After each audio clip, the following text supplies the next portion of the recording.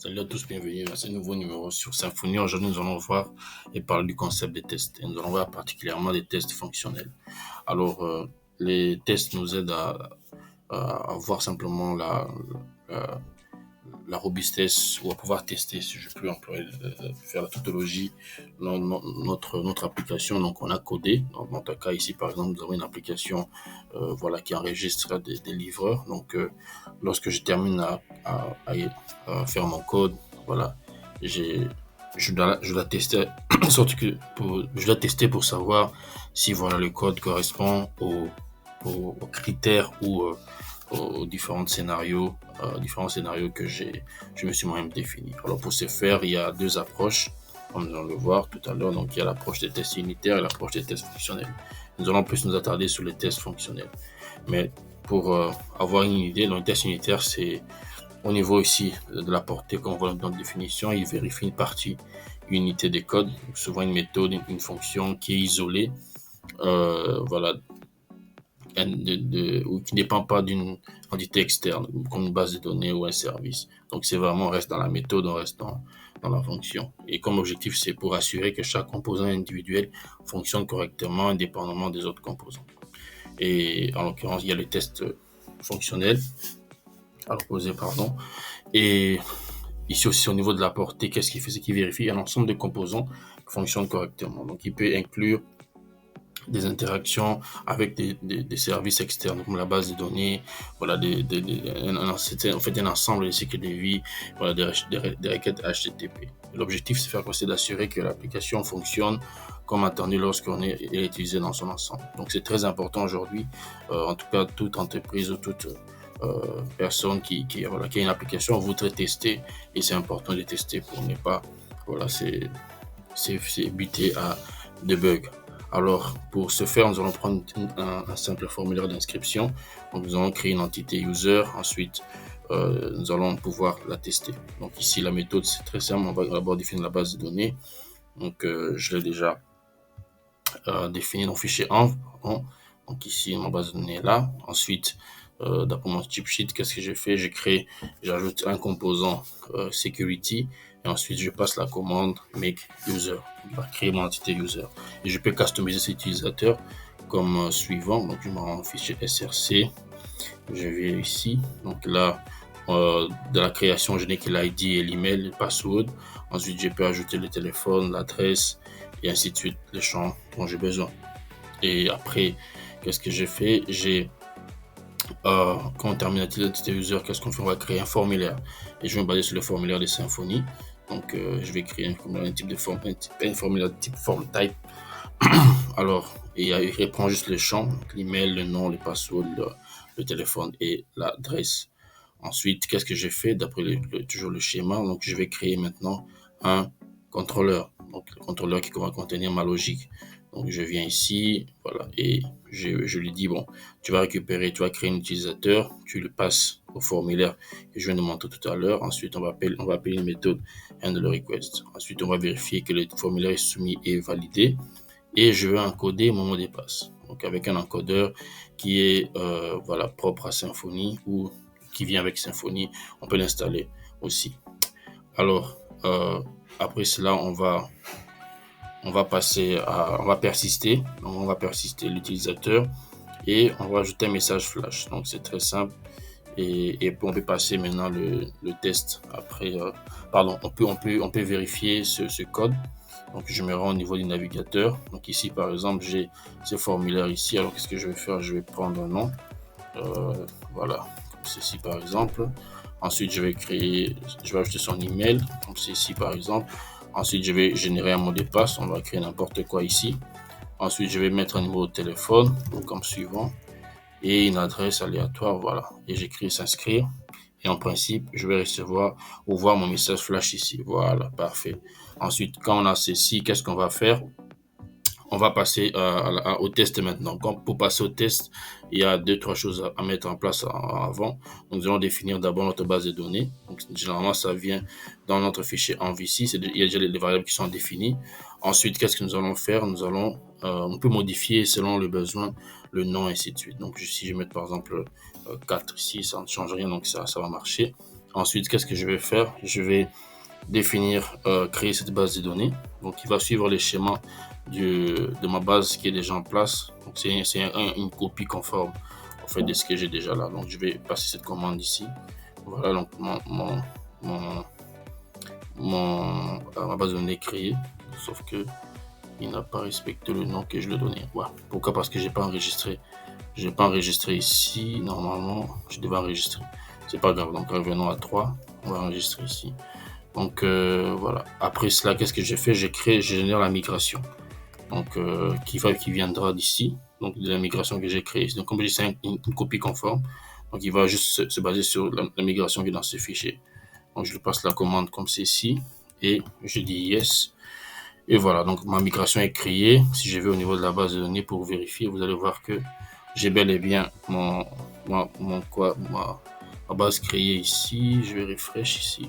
Pourquoi il fait pas ça? Qu'est-ce qui se passe? Normalement, il devait s'afficher à ce niveau ici. Voilà, c'est bon, merci. Donc voilà, j'ai ma base de données qui est là, l'utilisateur qui est là, avec tous les champs requis. Donc quand je vais au niveau de la donnée ici, bah, il n'y a rien. Alors qu'est-ce que je vais faire? Une fois que c'est fait, je rentre.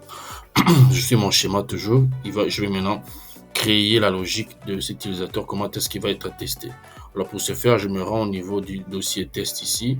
Comme je dis que c'est un test fonctionnel, j'ai créé un fichier fonctionnel et avec, je dis qu'il va tester, il va tester le contrôleur et je vais au niveau du contrôleur, au niveau de mon fichier. Alors ici, qu'est-ce que je vais faire? Je reprends le nom, j'ajoute juste test ici, je vais l'étendre à une classe web test case, donc c'est pour tester mon contrôleur et ensuite je lui donne un nom, donc test et register, ce sont les méthodes, donc les bonnes pratiques, on va prendre les méthodes qui sont déjà au niveau de notre contrôleur, dans notre cas ici, voilà, je donne un nom, voilà, test et register contrôleur, donc qui vient de celui-ci, voilà.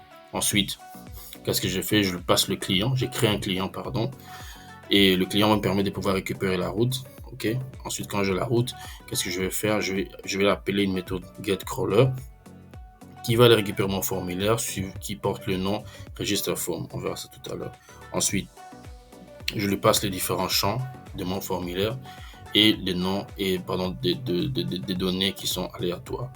Alors, si je viens au niveau de la twig, on peut montrer le formulaire en question. C'est juste quelque chose de comme ça. Donc, c'est un formulaire de Symfony. Il n'y a rien d'extraordinaire. Alors, le nom est ici. Je peux spécifier le nom comme ceci. Et je récupère ces noms ici. Ces noms que je vais placer au niveau de mon test ici. À ces niveaux-là. Ensuite, je lui passe le données. Et qu'est-ce que je vais dire? Je dis, bon, après, tu vas soumettre ce formulaire. Ensuite, tu vas vérifier ce formulaire doit être il faut qu'il y ait une redirection qui va suivre. Donc, je vais faire une méthode assert. Ensuite, je vais dire au client de faire une redirection, en fait, de confirmer la redirection.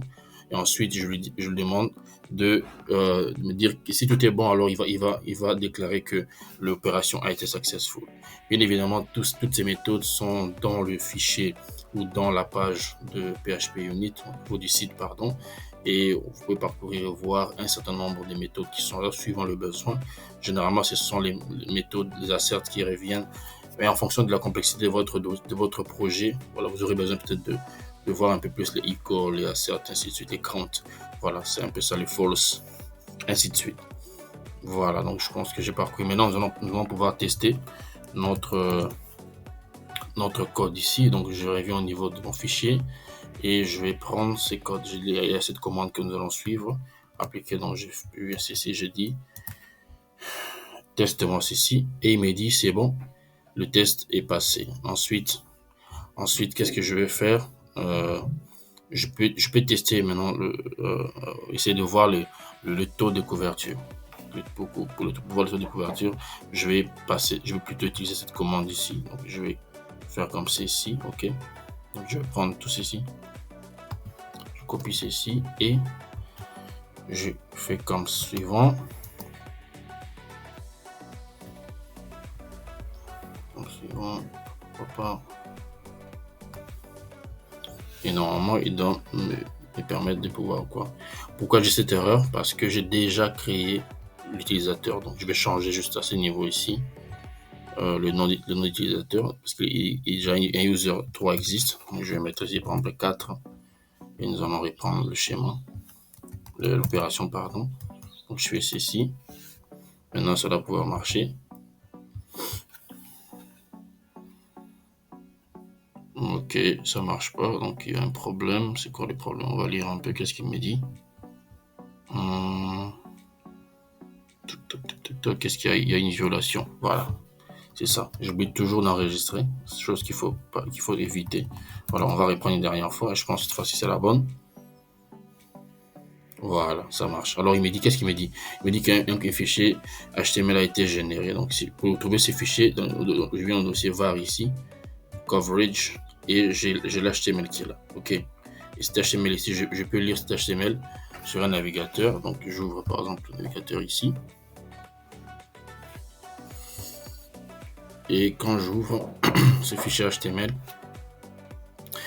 il me montre le taux de couverture. Donc, par exemple, mon contrôleur, il a été totalement couvert. Donc, toutes les méthodes ont été couvertes. Donc, voilà, donc c'est la méthode qui était là. Donc, vous voyez qu'il y a un taux de couverture qui est à 100%.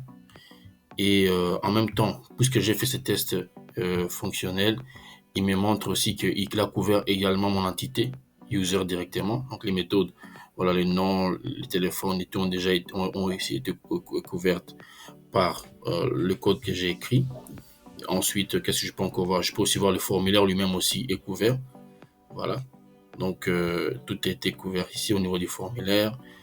Et la seule chose qui reste, c'est le repository. Donc là, il y a 0 méthode.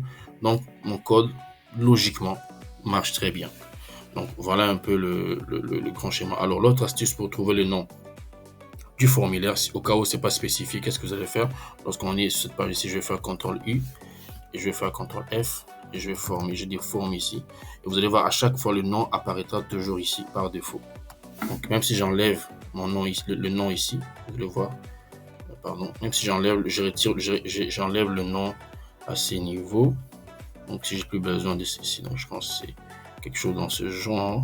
Je vais pas me tromper. Donc, si j'enlève comme ceci, tac, tac, tac, tac, voilà. Ok. Voilà. Donc, et je reviens ici. Je reviens au niveau du navigateur. Même si je reviens à ce niveau. Ok. Pour être un peu plus logique, je fais refresh. Alors, je fais CTRL-U. Je fais CTRL-F. Je fais form. Vous allez voir que le nom sera toujours pareil. Donc, register form. Donc, le nom sera toujours là. Donc, c'est comme ça que vous pouvez récupérer ce nom. Et les différents champs, comment est-ce que je les nomme de cette manière ici? C'est parce que il se présente comme ceci. Donc, tout ce qui s'affiche ici, à ce niveau ici, au niveau du test ici, tout ce que j'ai écrit ici, ok? Tout ceci est forme comme ça, comme ceci. Je l'ai récupéré simplement ici. La logique vient d'ici. Donc, vous voyez que le nom sera comme ça. Le registre sera comme ça. En fait, c'est l'affichage au niveau du debug que vous pouvez récupérer. Comment est-ce que le formulaire se présente. Donc, en récupérant tous les champs qui sont non required, c'est comme ça que on va pouvoir passer notre test. Donc, en résumé, je récapitule. Donc, le but était de pouvoir faire un test sur notre projet, sur l'application. Les tests sont importants pour pouvoir voir la robustesse de notre code, si notre code marche bien, si elle répond aux critères, aux exigences que nous nous sommes fixés. Voilà, donc c'est ça, c'est l'idée derrière ou l'importance de pouvoir mettre en place un système de test. Voilà un peu, donc je vous remercie et je vous donne rendez-vous pour la prochaine.